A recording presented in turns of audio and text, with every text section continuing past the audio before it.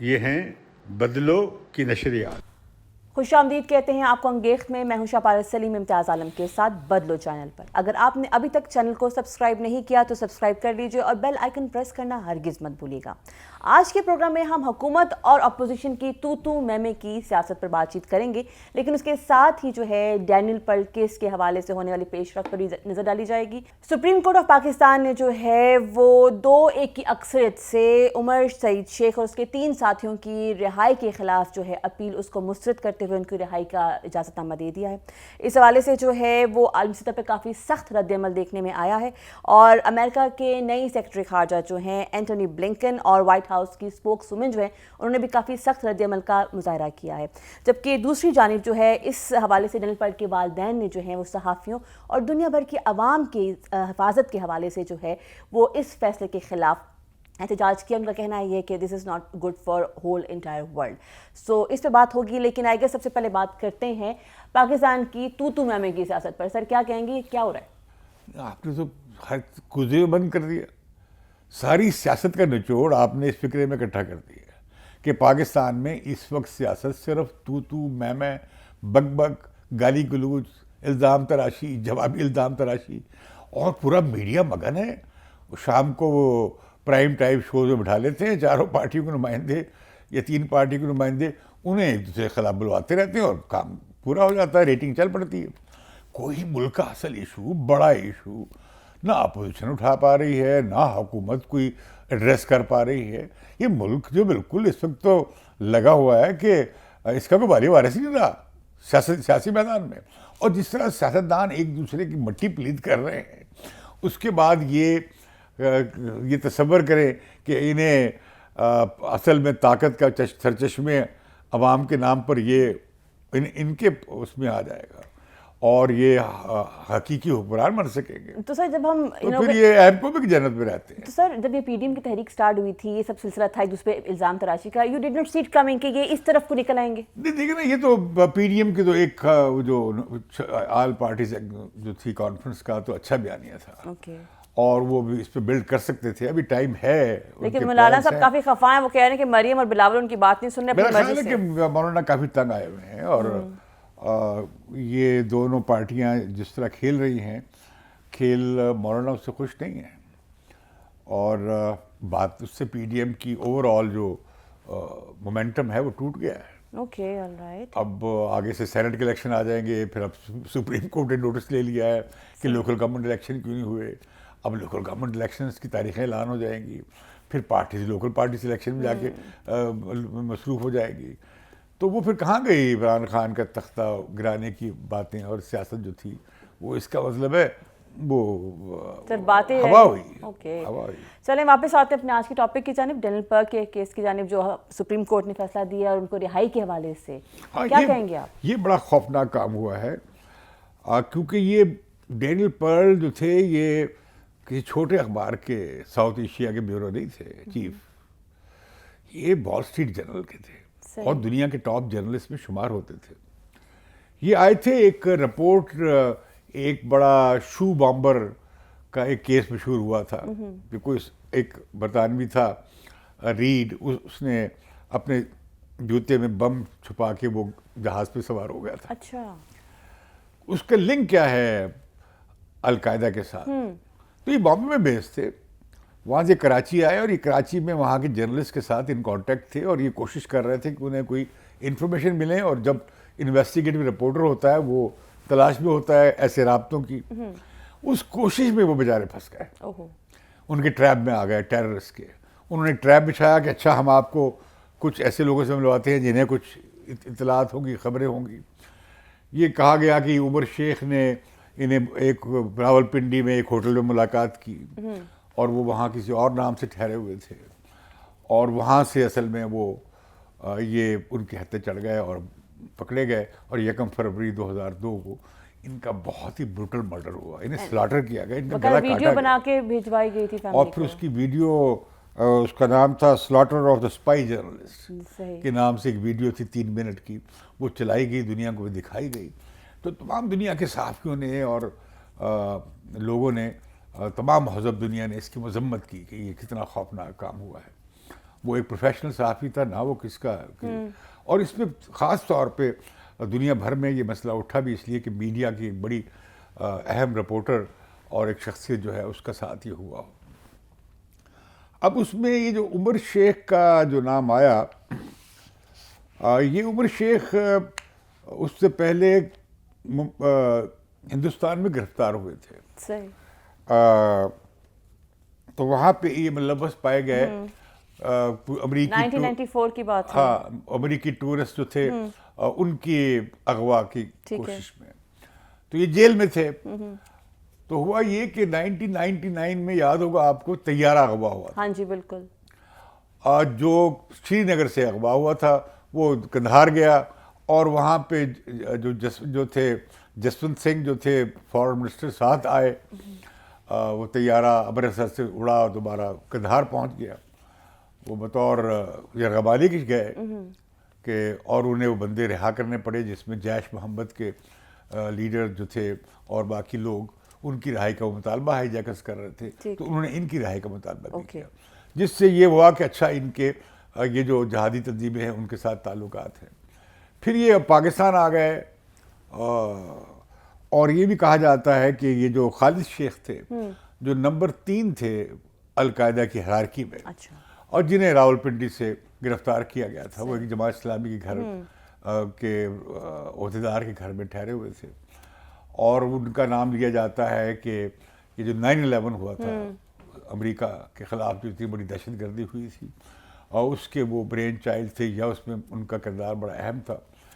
تو انہیں یہاں سے گرفتار کر کے گوانتانامو بے میں کی جو وہاں پہ انہوں نے پرزن بنائی ہوئی تھی, ایک کیمپ بنایا ہوا تھا, ایک طرح کا وہ ٹارچر کیمپ ہی ہے, اور وہاں پہ لے جایا گیا. انہوں نے وہاں پر اعتراف بھی کیا ہے اس پر. یہ بات کی بات آتی ہے. ٹھیک. اب اس پر یہ ہوا کہ عمر شیخ کو وہاں پہ گرفتار کر لیا گیا کراچی میں. ان کے ساتھ 3 لوگ اور بھی پکڑے گئے. بعد میں ایک اور القاعدہ کا بندہ تھا وہ بھی گرفتار ہو گیا. اس میں یہ بات پکی ہے کہ عمر شیخ کے اغوا میں القاعدہ انوالو تھی. اور بعض جو خالد شیخ نے وہاں بیان دیا کنفیشنل اسٹیٹمنٹ گوانتانامو میں 2007 میں, اس نے کہا کہ ہاں وہ تو میں نے اسے اپنے ہاتھ سے مارا تھا. اب یہاں پہ یہ ہوا کہ کیس تو بنا دیا. اب عمر شیخ بھی کی سرگرمیاں بھی بڑی ایکسٹراڈنری تھیں, اور بلکہ انہوں نے عمر شیخ نے تو مانا ہے کہ میرا اس میں تھوڑا بہت ہاتھ تھا, بہت چھوٹا موٹا رول میرا بھی تھا. کے حوالے سے اس میں یہ تھا کہ بھئی کچھ لوگ پکڑے گئے کہ جنہوں نے وہ ویڈیو وائرل کی تھی, بھیجی تھی کسی کیفے سے, پورٹل کے ذریعے, انٹرنیٹ کیفے سے.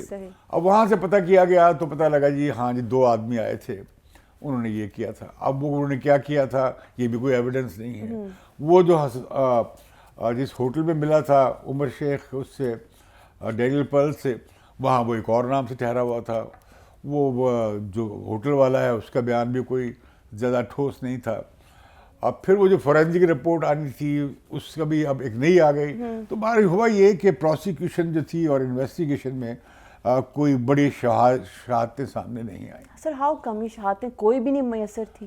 دیکھیں نا, وہ اب جس طرح قتل ہوا تو اس میں جب تک وہ کوئی دیکھ تو نہیں رہا تھا, وہ تو ایک انتہائی سیکرٹ آپریشن تھا, اس کی کہاں سے خبر مل سکتی تھی سوائے اس کے کہ جو کنفیشنل اسٹیٹمنٹ ہیں جو پولیس کی کسٹڈی میں دیے جاتے ہیں لیکن وہ ایکسیپٹیبل نہیں ہوتے. اب یہ جو عمر شیخ اب 18 سال سے جیل میں تھا, اور یہ 2020 میں سندھ ہائی کورٹ نے اس کی سزا ختم کر دی. اب حکومت کو مشکل پڑ گئی, سندھ حکومت بھی اپیل میں آئی, فیڈرل گورنمنٹ بھی اپیل میں آئی کہ جی یہ اس کی رہائی روکی جائے. اور پھر مشکل یہ آ گئی کہ وہ کنٹیمپٹ آف کورٹ ہونے لگی کہ بھئی آپ کیسے رکھ سکتے ہیں اگر سندھ ہائی کورٹ نے فیصلہ کر دیا. تو پھر حکومت نے اپیل کی سپریم کورٹ میں, سندھ حکومت نے. اب وہ اپیل خارج ہو گئی. اپیل یہ تھی کہ جی ان کی سزا ختم جو کی گئی ہے سندھ ہائی کورٹ کا فیصلہ اسے الٹایا جائے, اسے بدلا جائے, اسے ختم کیا جائے اور ان کی سزا کو برقرار رکھا جائے. تو وہ سزا جسے کہتے ہیں نا قانون اندھا ہوتا ہے, کہ قانون میں یہ نہیں دیکھا جاتا کہ حقیقت اصل میں کیا ہے, دیکھا ہی جاتا ہے کہ حقائق کیا ہے. ٹھیک. فیکٹ آن فائل کیا ہے, شواہد کیا ہے. کیا ہے. تو وہ چونکہ اس کی کوئی پراپر انویسٹیگیشن نہیں ہوئی تھی اور حقائق سامنے نہیں آ سکے تھے, تو لہٰذا یہ ہوا کہ زیادہ زیادہ اس نے یہ مانا جس کی بیسس پہ کیس بلڈ کر سکتے تھے, ابھی بھی کر رہے ہیں, کہ ہاں اس پہ میرا کوئی تھوڑا سا کردار تھا. لیکن یہ بات ٹھیک ہے کہ عمر شیخ ایک بہت دنیا کے ٹاپ بوس جو تھے ملیٹنٹس, ان میں اس کا شمار ہوتا ہے, اور اس طرح کے اس کے نظریات بنے تھے جب یہ یوگوسلاویا گیا بطور اسٹوڈنٹ کے. بڑا اچھا شائننگ اسٹوڈنٹ تھا. یہ برٹش سٹیزن ہے. ہاں جی. اس کے باپ بھی وہیں پہ کاروبار کرتے ہیں, فیملی بھی وہیں پہ ہے.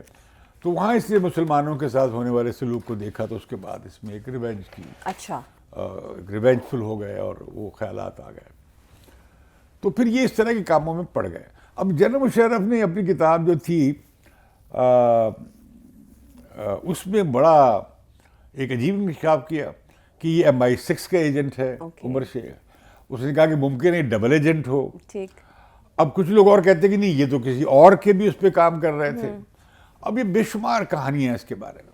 جو تفتیش کی گئی ہے انٹرنیشنل ایجنسیز نے یا اداروں نے یا محققین نے, اس میں ان کے القاعدہ کے ساتھ تعلقات کی اور ریلیشن شپ کی بات اسٹیبلش ہوتی ہے. اوکے.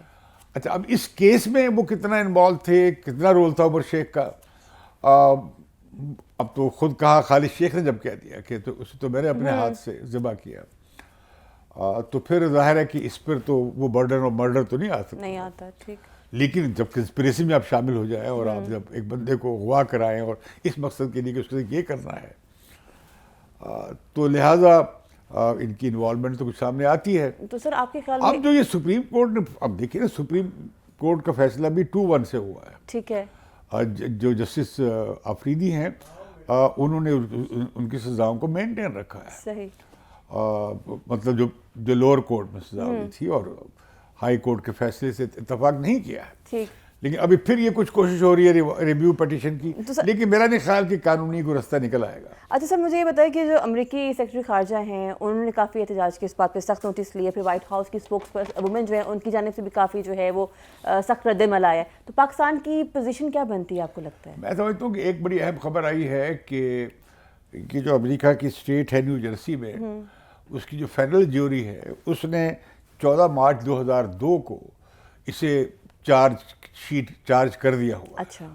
مطلب انڈائٹ کر دیا ہے, اس کے خلاف کیس نامزد کر دیا ہے. اوکے, کر سکتے ہیں اگر آپ کسی اور ملک اور میں اس میں وہ کیس بھی شامل ہے جو ممبئی میں امریکی سیاحوں کے اغوا کی جو کوشش تھی یا ہوئی, وہ کیس بھی شامل ہے. اچھا. تو لہذا آپ دیکھ سکتے ہیں کہ یہ کل کو اس کا مطالبہ ہو سکتا ہے کہ بھئی یہ تو ہمارے ہاں انڈائٹڈ ہے, ہمیں یہ چاہیے.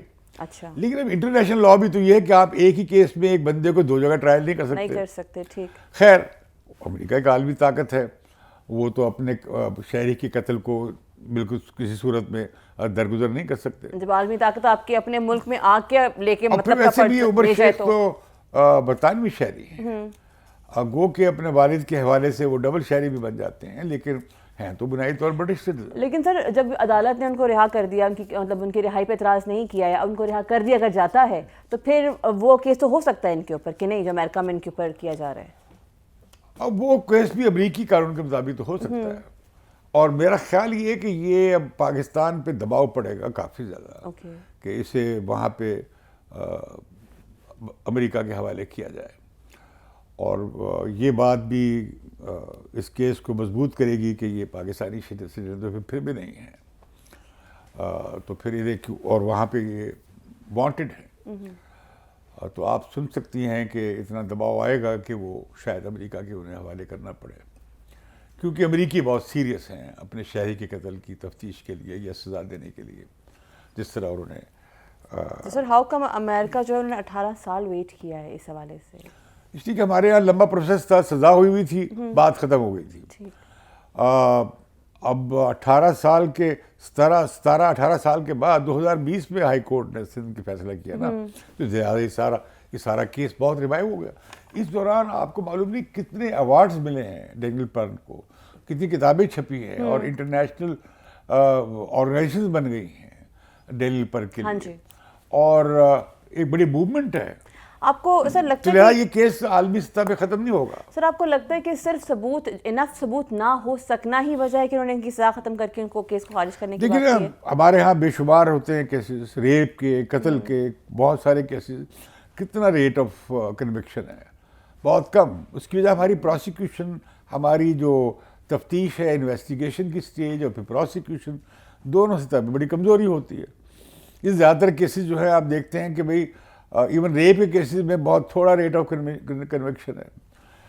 مرڈر کے کیسز میں بھی یہ ہوتا ہے، لوگ رہا ہو جاتے ہیں اس لیے کہ جب آپ ایویڈنس نہیں بلڈ کرتے اور کیس صحیح تفتیش نہیں کرتے تو یہ ہوتا ہے. لیکن اس سے بڑی بات یہ ہوگی کہ یہ جو فائنینشیل ایکشن ٹاسک فورس میں ابھی ہماری تفتیش جاری ہے اور فروری میں وہ آ رہے ہیں آن گراؤنڈ اسٹڈی کرنے کے لیے کہ آیا پاکستان نے وہ کچھ کر لیا ہے عملی طور پہ یا نہیں، جس کے بعد انہیں وہ جو گرے لسٹ سے نکال دیا جائے ٹھیک ہے. یا رکھا جائے.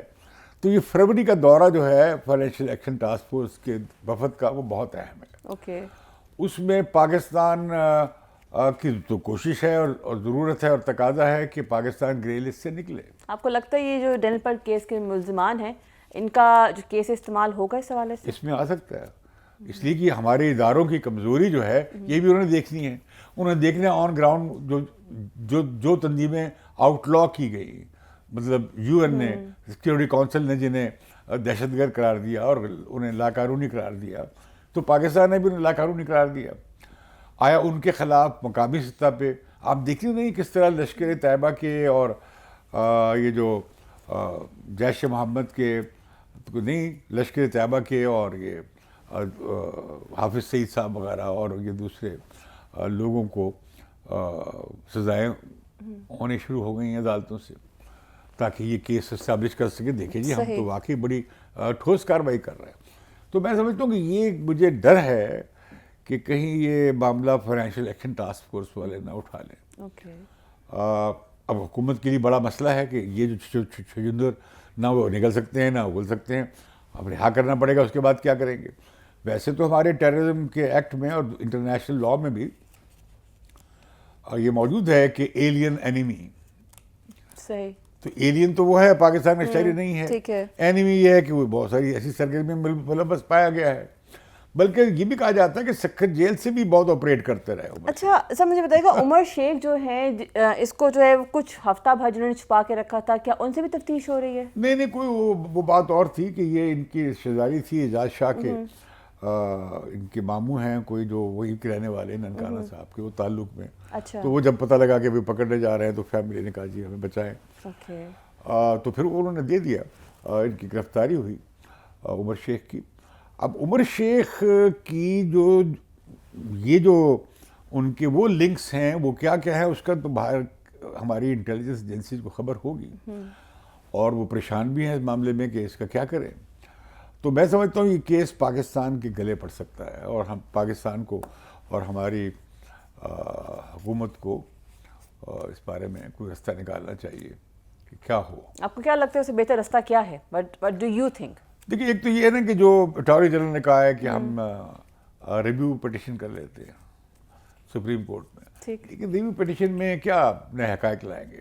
اب یہ جو حقائق لانے کی کوشش کر رہے ہیں اس پہ سپریم کورٹ کے جج صاحب نے سوال اٹھایا ہے کہ بھئی آپ پہلے یہ کیوں نہیں آن ریکارڈ لائے؟ یہ جو نئی فورنزک رپورٹ آپ لا رہے ہیں یہ پہلے کیوں نہیں لے کر آئے؟ اب جو خفیہ وہ خط پکڑایا گیا ہے، سیلڈ لیٹر جو شیئر کی گئی ہیں، تو انہوں نے کہا اب دینے کا کیا فائدہ ہے کہ اس کے دوران تو آپ نے اسے آن فائل لے کر نہیں آئے. اب دیکھتے ہیں سپریم کورٹ کا یہ دوسرا بینچ جو ہے اس بارے میں کیا کرتا ہے. یہ شاید کوئی ریویو پٹیشن داخل ہو جائے. لیکن یہ بات آپ کب تک عمر شیخ کو رکھیں گے 16 MPO کے تحت مینٹیننس پبلک آرڈر کے تحت؟ تو پھر شاید اس پہ کوئی نئے کیسز بنانے پڑے ہیں تو کیپ ان پریزن. تو میں سمجھتا ہوں مشکل میں پھنس گئی ہے عدلیہ کے اس فیصلے کے بعد. گو کہ عدلیہ نے تو فیصلہ کرنا تھا دیکھ کر کے قانونی شواہد کے مطابق اور قانون کے مطابق.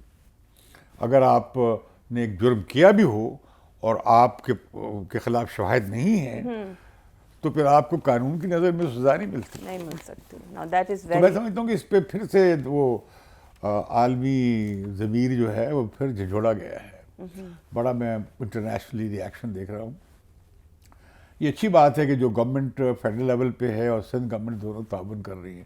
شکر ہے کہ وہاں بھی یہ پارٹیزین نہیں ہوئے, اوکے پارٹی بازی نہیں کی ہے, کیونکہ انہیں احساس ہے سندھ حکومت کو بھی اور وفاقی حکومت کی کہ یہ کیس جو ہے انٹرنیشنلی بہت سینسٹیو کیس ہے اور پاکستان کے لیے خارجہ پالیسی کا ایک بڑا مسئلہ بن سکتا ہے. All right, thank you so much, بہت شکریہ آپ کے تجزیے کا.